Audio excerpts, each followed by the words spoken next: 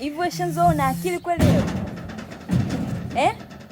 Yaani wewe upo hapa unacheza afu mzigo wako kule chooni umeuacha hivyo hivyo.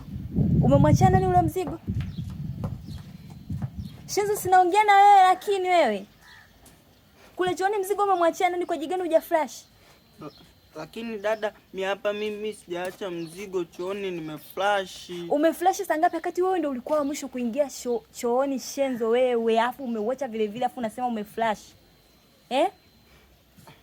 Lakini dada, mimi mzigo sijaacha chooni. Sasa ule mzigo ameacha nani? Shenzo wewe mbona una kiburi sana? Ule mzigo ameacha nani? Alafu nimekumbuka dada. Mimi kipindi nimeenda chooni pale.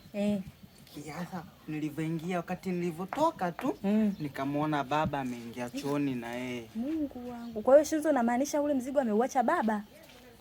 Shenzo ndio umefikia huko mdogo wangu. Lakini mimi nimeongelea tu, lakini sina uhakika. Shenzo, kiburi chako ndio kimekuwa namna hiyo hadi unamhusisha baba? Basi ngoja niende nikatoe dada, simwambie baba. Wewe katoe kweli, hebu toka huko.